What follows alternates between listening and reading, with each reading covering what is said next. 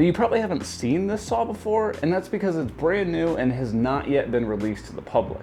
It'll be coming out sometime this spring, and it's called the Ridgid r4560. But before we get into that, let's talk about why I upgraded. So whenever people ask me, hey Eric, what tool should I buy? I always respond with, well, you should buy the tools that you need for the projects that you're doing. So about a year and a half ago, I bought my first table saw, and I was doing very basic projects. I also was working out of my apartment parking lot. No, not in this garage, the parking lot. So I had to wheel all of my tools inside and outside every single time I wanted to work on something. So at that time, buying a table saw that was one, cheap, and two, highly portable was the utmost priority for me. And that's why I landed with that old Ridgid saw that I had. Now that portable model is just not geared towards high precision. It's aimed more at people that are looking to do some rough work, similar to what you'd see at a construction site of just breaking down materials. Hence the name Jobsite saw.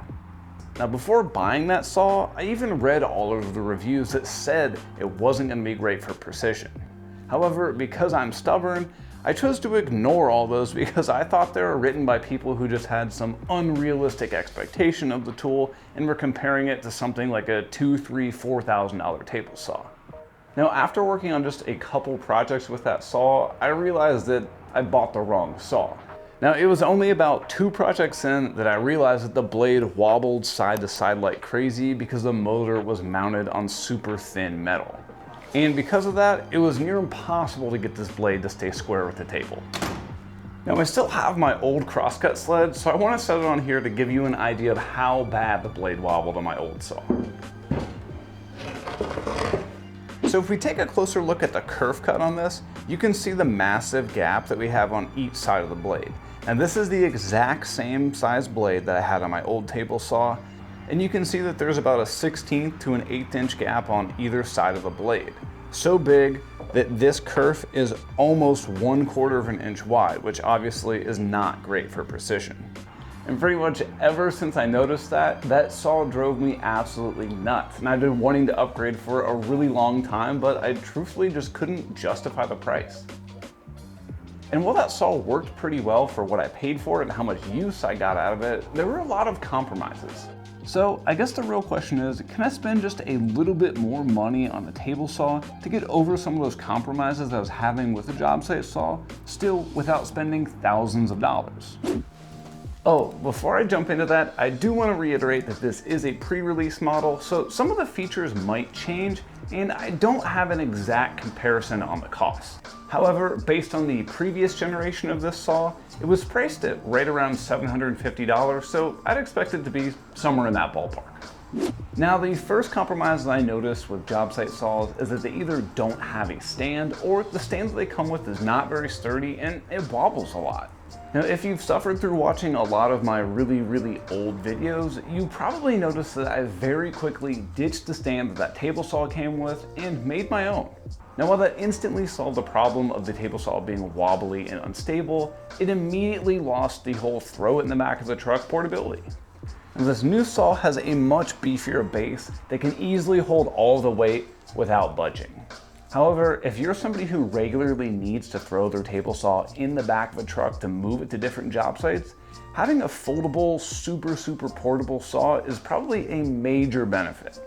Although this contractor saw has a pretty mobile base to it, lifting it into a truck would be quite difficult. Altogether, this saw weighs about 230 pounds, which I think is about 100 kilograms. Where is all that weight coming from? Well, it's mostly from this cast iron tabletop. Not only is this table larger than a Jobsite saw, but it'll also stay flat and prevent warping over time. Now personally, I've never experienced much of an issue with my old saw with that table not being perfectly flat. However, one issue that I had on that Jobsite saw, as well as 1 or 2 other Jobsite saws, is that the throat plate was really thin. So if you were doing certain cuts where all of the weight was resting on the throat plate, it tended to bend a lot and could cause some issues. Now, one thing that drove me absolutely nuts on my old saw was that the height adjustment and bevel adjustment were on the exact same dial.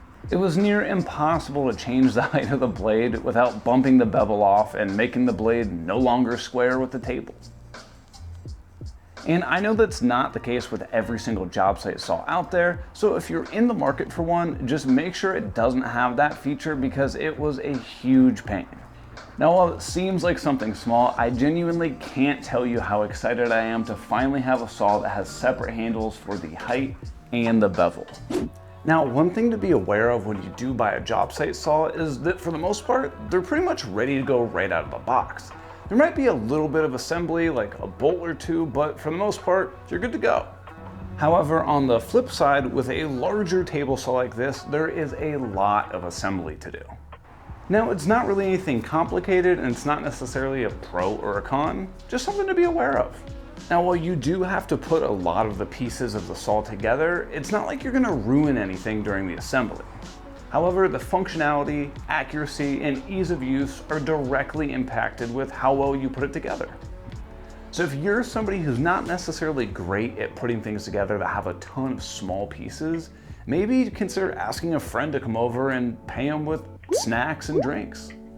Now, to give you an idea, I think this took me about 3 to 4 hours to put the saw together. However, keep in mind that I was filming the entire time, so I think if I didn't have the camera around, I could probably do it in about an hour.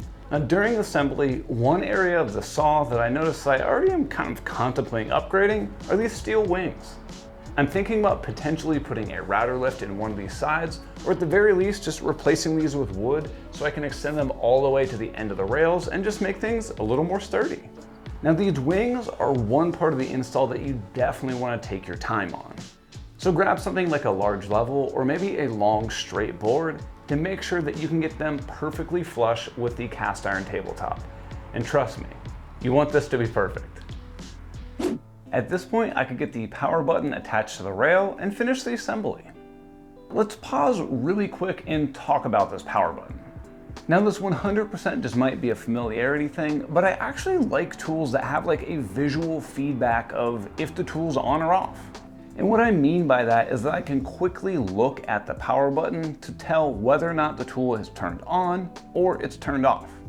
So right now the saw is unplugged from the wall, and look at this power switch and can you tell me, is the saw on or off right now?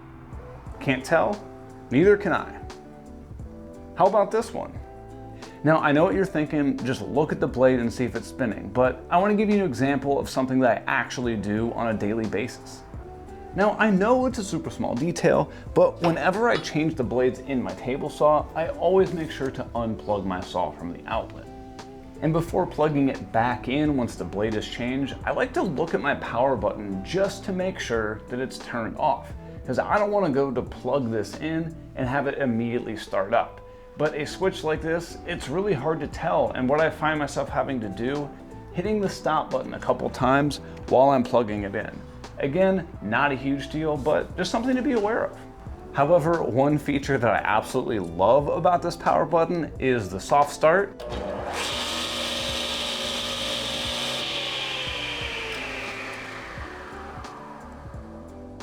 And the brake.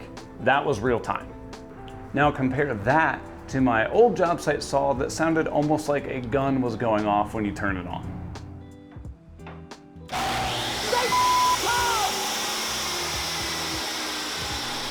Moving on, a quick test of the fence proved that I managed not to mess anything up during assembly. Nice job, Eric. The very last thing of the assembly that I need to do was to get the throat plate level. Now, this is another part of the saw that I'm super excited about. My old job site saw had all sorts of bumps and interferences underneath where the throat plate was that made it nearly impossible to make custom throat plates. This saw, on the other hand, is super easy to make custom throat plates. In fact, I've already made one for my dado stack, but if you're not somebody who likes to make their own DIY versions, you can also just buy tons of aftermarket ones online. Now, with all of that assembled, let's take a closer look at a few things. First, let's look at the footprint comparison and how much space these two saws take up in my one-car garage. My old job site saw was roughly around 20 by 36, and this new saw is about 32 by 62. So while it does take up more space, I'm still really comfortable with this in my one-car garage. The only downside is I can no longer walk to the other side of the table saw, but not a big deal. Next, let's talk about the fence. On my old job site table saw, I had a very short T-section, which I noticed that it rarely stayed parallel to the blade. I would often have to double check that both the front and the back of the blade are the same distance from the table saw, and as you can imagine, that was very time consuming and very annoying. This table saw, on the other hand, has a substantially larger and beefier fence that has a much larger T-section that's going to stay much more accurate than my other one. Now, kind of in the same vein, there's a difference in the total rip capacity. My old Jobsite saw could extend right out to about 24 to 25 inches. However, most Jobsite saws are going to hit up into the high teens or maybe low 20s for rip capacity.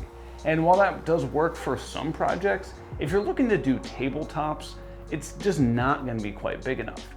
Now, in comparison, this saw has a 30-inch rip capacity, and while that's not a huge difference, I'll take all the inches I can get. Next, let's talk about some adjustments, and more specifically, the height and the bevel adjustment. This is easily the thing that I'm most excited about, that I finally have a separate adjustment for my height and my bevel. On my Jobsite table saw, those two adjustments were on the exact same handle, and it took a lot of trial and error when adjusting one to not bump the other one out of place. Now, it's probably hard to see here, but dust collection is also a massive improvement on this saw over my Jobsite saw. My Jobsite saw and most other Jobsite saws do have a shroud around the blade. However, there tend to be a lot of holes in it and it just doesn't catch most of the dust. This saw, on the other hand, has a much more substantial shroud around the blade and it captures most of the dust. Here's an idea of what underneath my saw looks like after using this thing for about a week. It's very little. The other thing that I'm really excited about is that the motor on this saw is mounted to the table substantially better than my Jobsite saw. And like I showed you earlier, I still have my old crosscut sled, and that giant kerf in the sled gives you an idea of how much that blade would move side to side. So that's an overview of my new table saw, but I also wanted to highlight some of the really common questions I got from both my Instagram followers and Patreon supporters. Speaking of which, while there's absolutely zero pressure, if you would like to help me get one step closer to quitting my full-time job and making this channel my full-time gig, consider checking out all the rewards I have for you over on Patreon. And if you're interested, over there I have things like t-shirts, stickers, and sweatshirts, but let's get back to those questions. First, what happened to my old saw? So a few weeks ago, I was making a drawer box for a project. Everything was going just fine, and after making one of the cuts, I needed to raise the blade. So, like I always do, I turned the handle, and nothing happened. Thought it was a little strange, so I tried rotating the handle the opposite way to lower the blade, and right as I did that, the entire motor that has the blade mounted on it just completely dropped into the saw. So as a lot of you guys know, I always talk about how much I hate my table saw and that it was like $200 or whatever, and well, I think it's dead. So I was going to adjust the height of the blade and usually use this lever here. As you can see, it's not doing anything to move that motor. And actually, you can move this entire motor by your hand now.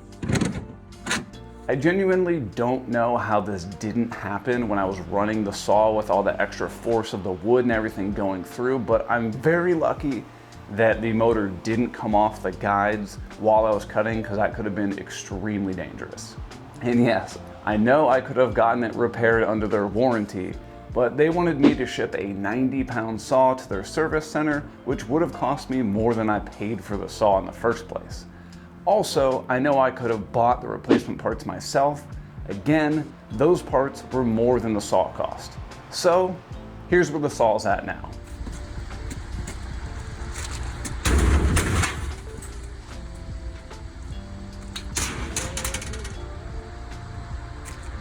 See ya! So, I know that the next question is going to be, why'd you get another Ridgid saw? Well, I like to be completely honest, so in full disclosure, I've been talking to the folks at Ridgid since around Halloween to Thanksgiving time of last year about testing some of the new products that they have coming out. And it did take a little while to get all those details situated, and it just so happened that this saw showed up right when I needed it. So I had already planned on getting the saw way before I had any major issues with my old one. And I truly don't think that the failure that I experienced with that saw was anything short of just completely overusing the saw. I mean, I used that saw every single day for about 18 months, and for the $200 or so I paid for it, I think I got everything out of it. The next most common question I got was, why didn't you get a sawstop? And the short answer is price, but let's go into a little bit more detail. So to simplify things, Sawstop has 4 different saws that they sell. They have a job site saw, a contractor saw, a professional saw, and an industrial saw. Now, I really didn't want another job site saw, so that immediately knocked that one out of the running for me.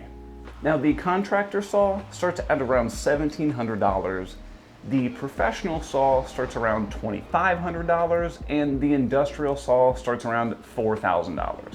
Now, I am not against spending money on a tool that I'm going to use like crazy, but for those of you who don't know, I work out of an apartment garage where I only have one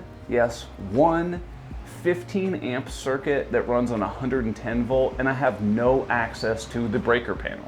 And because of that, that immediately knocks off the industrial saw that has a base configuration of a 3 horsepower motor that runs on 230 volt power. Now, I am not going to be living here forever, and as soon as I move out of this garage, I really want to upgrade to a 3 horsepower motor so that I don't have issues ripping thick hardwood. And I know that you just have to get the right blade, but even with the right blade on a small 110 volt saw that's like 1.5 horsepower, if you're ripping really thick hardwood, it bogs down like crazy and it drives me nuts. So if you're somebody who regularly cuts thick hardwood like 8-quarter, 10-quarter, 12-quarter of woods like oak or maple, you really are going to want that extra power. Now, I know I could have bought one of the Sawstop models that runs on 110 volt, but to me, it kind of seemed like a waste of money to spend thousands of dollars on a saw that I might potentially upgrade in just a couple months or so. So when I had the issue of my saw breaking, I truthfully was thinking long and hard about what I wanted to spend some money on, and I really wasn't opposed to just getting another cheap job site saw just to last me until I move. So in summary, do I consider the saw to be an upgrade, and should you buy it?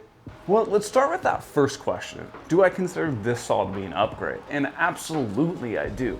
I mean, the table's larger, it has a bigger rip capacity, the dust collection is better, and most importantly, the blade actually stays square to the table. I'll take that any day. Now, to give you a cost comparison, I bought my old job site table saw for between $200 and $250 when it was on sale. However, the retail price of that was about $400. And again, since this is a pre-release model, I do not have the exact cost of it, but if it's anything like the previous generation, it should be somewhere in the $750 range. Now, for someone like me who uses their table saw on almost a daily basis, is looking for a little bit higher level of precision than a job site saw can offer, needs a larger table surface, and doesn't care that much about a high level of portability, I'd easily spend the extra money on a saw like this. However, if you're somebody who's either really new to woodworking, needs a super high level of portability, or just is not looking to spend a lot of money, check out a job site saw. While they are really small and there are some compromises like I talked about earlier, I've built a ton of furniture projects with them, and it's definitely possible, they're just compromises. So should you buy this saw? Well, I'm not the kind of person who likes to tell people that they need specific tools. For me and the projects that I build, a table saw is an indispensable tool that I truly can't imagine being without. However, like I mentioned earlier, if you're somebody who's maybe just getting into this hobby and is looking to spend as little money as possible, and a high level of portability is at the top of your list, I probably wouldn't get something like this. Instead, I'd probably recommend that you look at something like a job site saw, or maybe just smaller tools like circular saws. However, if you're somebody like me who isn't quite ready to buy their absolute dream saw, but wants something that is a little more substantial than a job site saw, consider looking at something into this style. So I hope that helped you decide whether or not a saw like this would be right for you in your shop, or at the very least, you just enjoyed checking out a tool before it's released to the public. Now, if you'll excuse me, I gotta get back to working on my next piece of furniture that I was working on when my last table saw broke, so I'll see you on the next one.